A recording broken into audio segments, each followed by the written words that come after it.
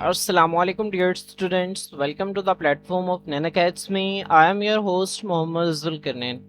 तो स्टूडेंट्स, आज के इस वीडियो के अंदर हम 10th क्लास बायोलॉजी जो हमारी न्यू बुक है इसके chapter number 1 human digestive system. Students, आज इस चैप्टर के अंदर हम एक इम्पॉर्टेंट टॉपिक को स्टडी करेंगे जिसका नाम है large intestine. Students, large intestine जो है ये हम बड़ी आंत को कहते हैं। अब बड़ी आंत है क्या, आइए सबसे पहले हम इसका इंट्रोडक्शन जो है वो देख लेते हैं। स्टूडेंट्स, जब मैंने आपको ह्यूमन डाइजेस्टिव सिस्टम जो है वो स्टार्ट करवाया था तो मैंने आपको बताया था कि ह्यूमन डाइजेस्टिव सिस्टम जो है वो उसके दो हिस्से हैं।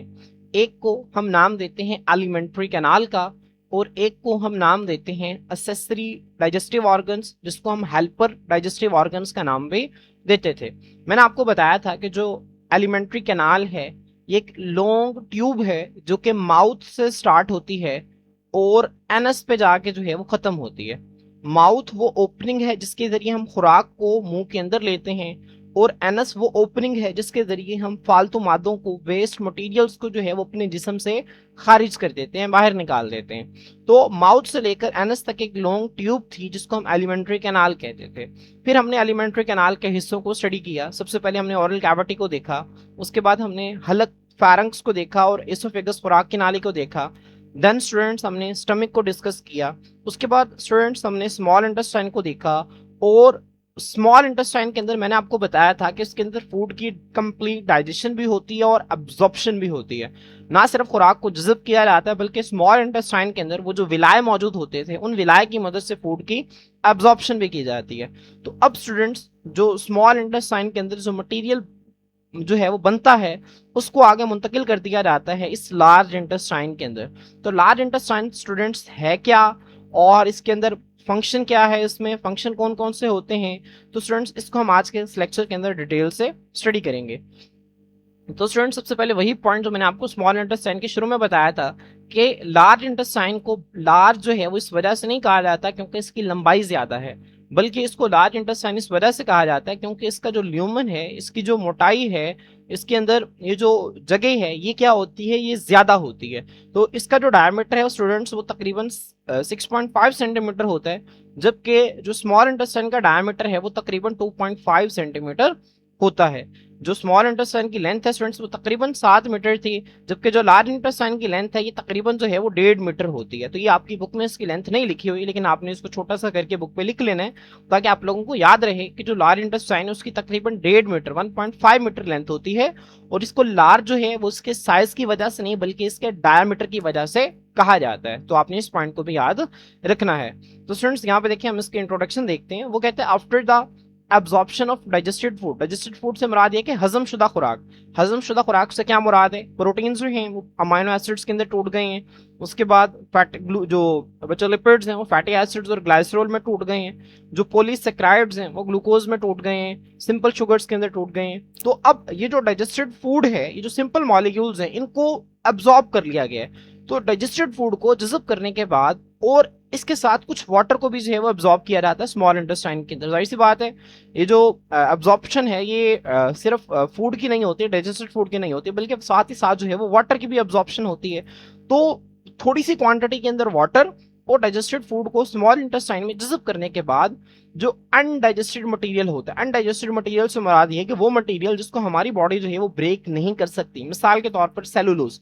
सेलुलोज जो है स्टूडेंट्स ये हम खाते तो हैं, जाहिर सी बात है सेलुलोज जो है जितनी भी हम सब्जियां खाते हैं उन सब्जियों के अंदर मौजूद होता है, क्योंकि सेलुलोज जो है वो प्लांट्स की सेल वॉल में पाया जाता है और सेलुलोज को जो तोड़ने के लिए हमारी बॉडी में एंजाइम है वो मौजूद नहीं होता। तो सेलुलोज हम खाते तो हैं, ये एज इट इज हमारी बॉडी से बाहर निकल जाता है क्योंकि उसको ब्रेक करने के लिए हमारी बॉडी में कोई एंजाइम मौजूद नहीं है। तो ये बच्चों जो अनडाइजेस्टेड मटेरियल से मुराद है कि ऐसे खुराक जिसको हजम नहीं किया गया हमारी बॉडी में, जिसको तोड़ा नहीं गया, और वाटर और पानी को मूव करवा दिया जाता है किसमें, लार्ज इंटेस्टाइन में। और किस प्रोसेस के जरिए, पेरिस्टालसिस के जरिए। पेरिस्टालसिस क्या होती थी स्टूडेंट्स, ये मैंने आपको बताया था। पेरिस्टालसिस जो है ये खुराक को आगे मूव करवाने का एक तरीकाकार है जिसमें मसल्स जो हैं, स्मूथ मसल्स जो कि एलिमेंट्री कैनाल की दीवारों में मौजूद होते हैं, वो सिकुड़ते हैं और खुराक को आगे जो है वो मुंतकिल करते हैं। तो आपने इस पॉइंट को भी याद रखना है कि पानी थोड़ी सी मिकदार में पानी और हजमशुदा खुराक को जज़ब करने के बाद जो गैर हजमशुदा खुराक है, जो गैर हजमशुदा चीज़ें हैं और साथ बाकी जो पानी बच गया है उसको आगे पेरिस्टॉल्सिस के जरिए लार्ज इंटेस्टाइन में मूव करवा दिया जाता है। अब लार्ज इंटेस्टाइन के स्टूडेंट्स तीन पार्ट्स हैं। एक हिस्सा, सबसे पहला हिस्सा, इसको हम कहते हैं सीकम। क्या कहते हैं स्टूडेंट्स? सीकम कहते हैं। जो दूसरा इसका हिस्सा है वो है कोलोन। क्या है? कोलोन। और जो तीसरा इसका हिस्सा है वो है रेक्टम।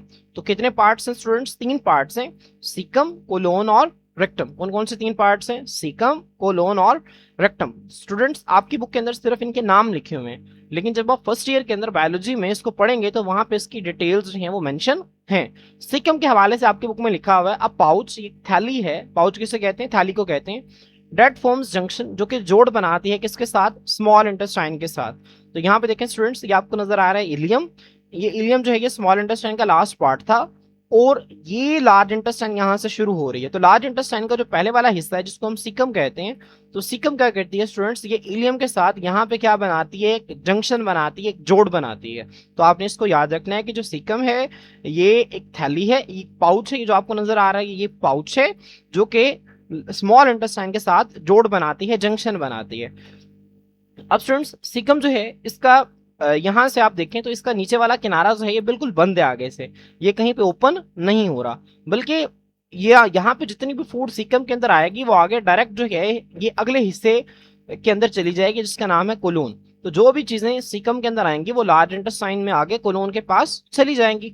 तो बच्चों ये जो सीकम का ये वाला किनारा है ना जो कि आगे से बंद है, इस किनारे को हम कहते हैं ब्लाइंड एंड। क्या कहते हैं स्टूडेंट्स?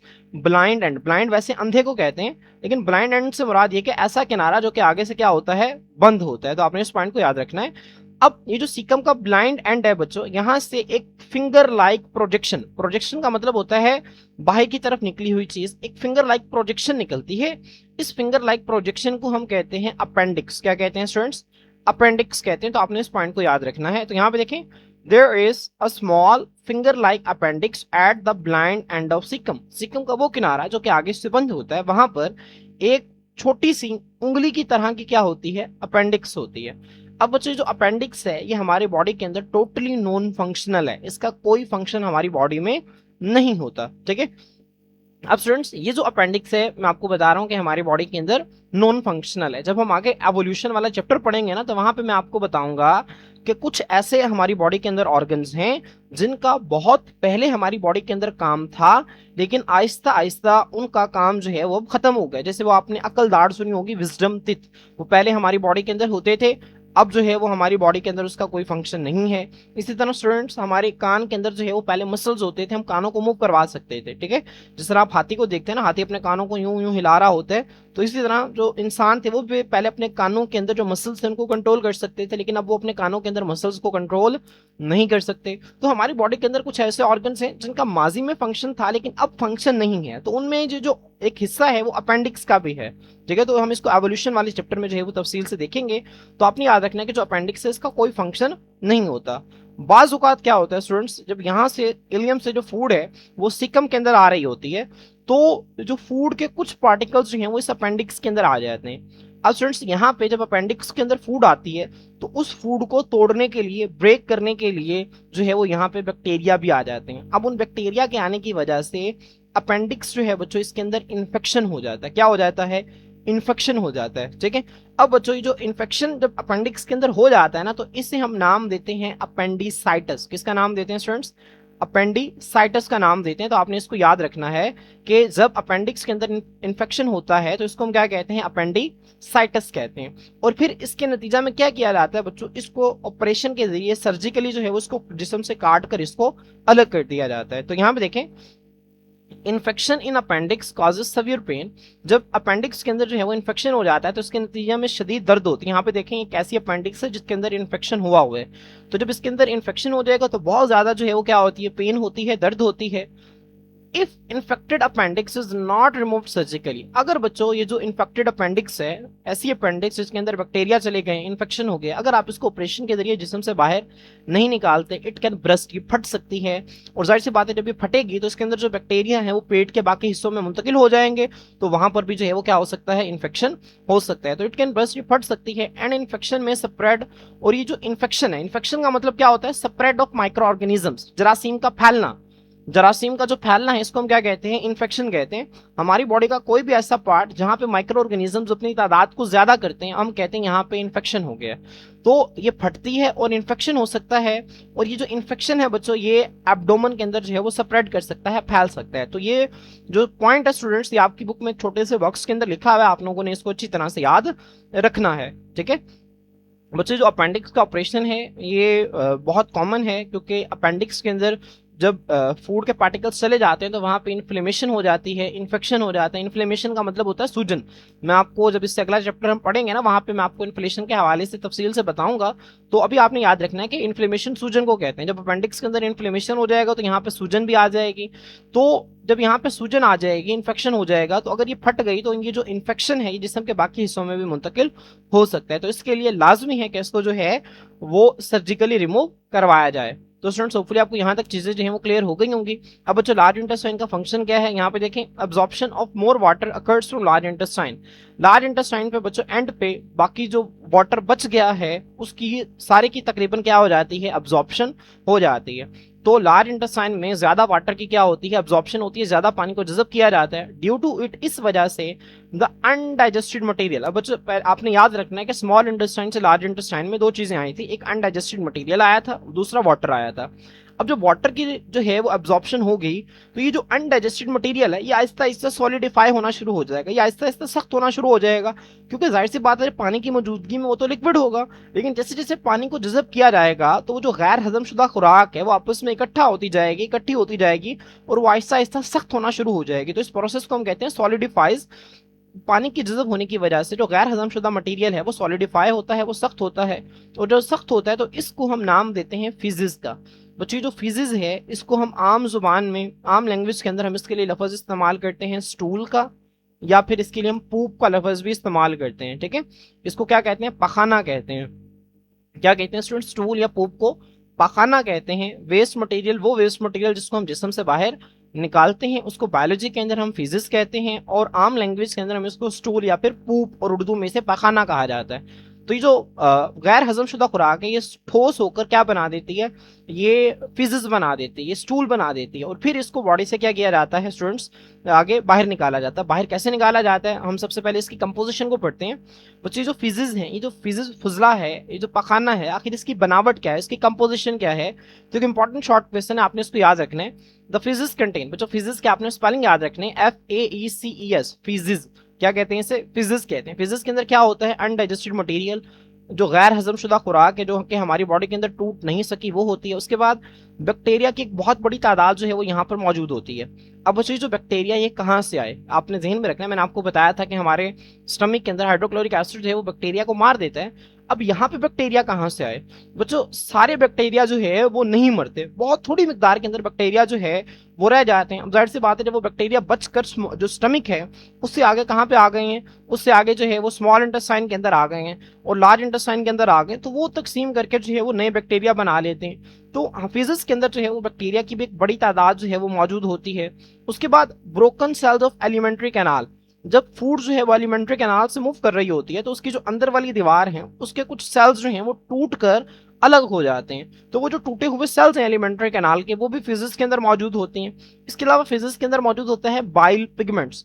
स्टूडेंट्स याद करें, मैंने आपको बताया था कि जो स्मॉल इंटेस्टाइन है, जैसे स्टमक से जो फूड है वो स्मॉल इंटेस्टाइन में दाखिल होता है तो लिवर से बाइल रिलीज होती है। बाइल का काम है कि लिपिड्स की इमल्सिफिकेशन करवानी है। उसी बाइल के अंदर कुछ पिगमेंट्स होते हैं, उनको हम बाइल पिगमेंट्स कहते हैं। याद है मैंने आपको बताया था वो बाइल पिगमेंट्स कैसे बनते हैं। हमारी बॉडी के अंदर जो रेड ब्लड सेल्स हैं उनकी जिंदगी कुल जो है वो उनकी जिंदगी जो है वो कुल 3 महीने की होती है, 120 दिन की होती है। जब वो अपनी जिंदगी पूरी कर लेते हैं तो लिवर क्या करता है, उन रेड ब्लड सेल्स के अंदर मौजूद हीमोग्लोबिन जो है उसको ब्रेक करके उससे पिगमेंट्स बनाता है। उन पिगमेंट्स को फिर बाइल के अंदर डाल दिया जाता है। बाइल कहाँ पे होती है, गॉल ब्लैडर के अंदर होती है। याद करें मैंने आपको बताया था। अब स्टूडेंट्स वो जो पिगमेंट्स हैं जो कि बाइल के अंदर मौजूद होते हैं इनको हम बाइल पिगमेंट्स कहते हैं। इन्हीं पिगमेंट्स की वजह से हमारी फिजिक्स का जो कलर है वो चेंज होता है। अब बाइल पिगमेंट्स जो हैं वो बच्चों अगर ज्यादा हैं तो फिजिक्स का कलर जो है वो ब्राउन हो जाएगा, अगर ये कम है तो इनकी चेंज होने की वजह से हमारी जो फिजिक्स का कलर है, जो पखाने का रंग है, वो भी क्या होता है, बदलता रहता है। और इसके अलावा फिजिक्स के अंदर जो है वो बहुत थोड़ी क्वांटिटी के अंदर वाटर भी मौजूद होता है। तो आपने इसकी जो कंपोजिशन है इसको फिंगर टिप के ऊपर जो है वो याद रखना है। उसके बाद क्या किया जाता है स्टूडेंट्स, ये जो जब फिजेस बन जाते हैं तो इसको टेम्पोरेली आर्जी तौर पर इसको स्टोर किया जाता है कहाँ पे, रेक्टम में। रेक्टम क्या है बच्चों, ये लार्ज इंटेस्टाइन का आखिरी हिस्सा है। ठीक है, आपको नजर आ रहा है ये जो स्टूल बना है, स्टूल जो है आम लैंग्वेज में हम कहते हैं, बायोलॉजी के अंदर हम इसको फिजिक्स कहते हैं। जब फिजिक्स बन जाते हैं तो इसको रेक्टम के अंदर स्टोर कर लिया जाता है। फिर बच्चों जब ये रेक्टम जो है वो फिजिक्स से भर जाता है तो हमारी बॉडी के अंदर खुद ब खुद जो है वो एक, आप ये समझें कि एक एक्शन जनरेट होता है, और वो जो एक्शन है, वो जो काम है, वो क्या करता है, वो इस फिजिक्स को इस ओपनिंग के जरिए, इस ओपनिंग को हम किसका नाम देते हैं, एनस का नाम देते हैं, एनस के जरिए जो है वो उसको बॉडी से बाहर निकाल दिया जाता है। तो ड्यूरिंग इजेशन, इजेशन का मतलब ये है कि वेस्ट मटेरियल्स को बॉडी से बाहर निकालना, फिजिक्स जो है आर एक्सपेल्ड, इनको धकेल दिया जाता है आउट बाहर थ्रू एनस, एनस के जरिए। एनस क्या है स्टूडेंट्स, एनस जो है ये वो ओपनिंग है जिसके जरिए लार्ज इंटेस्टाइन जो है वो फिजिक्स को बाहर निकालती है। तो ये जो ओपनिंग आपको नजर आ रही है इसको हम एनस का नाम देते हैं। तो स्टूडेंट्स यहाँ पे हमारा लार्ज इंटेस्टाइन का टॉपिक जो है वो कंप्लीट हो गया है। यहाँ पे बच्चे एक इंपॉर्टेंट शॉर्ट क्वेश्चन है, वो आपसे पूछता है फिजिक्स क्या है और उसकी कंपोजिशन बताएं। तो फिजिक्स की डेफिनेशन आप ऐसे लिखेंगे कि ज्यादा पानी को रिअब्सॉर्ब करने के बाद लार्ज इंटेस्टाइन में जो गैर हजमशुदा खुराक है वो ठोस होती है और वो फिजिक्स कहलाती है। फिजिक्स की कंपोजिशन में undigested material, large number of bacteria, broken cells of alimentary canal, bile pigments और वाटर। तो ये इसकी कंपोजिशन जो मैं आपको पहले ही बता चुका हूं। तो स्टूडेंट्स होपफुली आपको यहाँ तक चीजें जो है वो क्लियर हो गई होंगी। इंशाल्लाह नेक्स्ट लेक्चर के अंदर स्टूडेंट्स हम रोल ऑफ लिवर को जो है वो डिटेल से देखेंगे। आज के लिए इतना ही, अल्लाह हाफिज।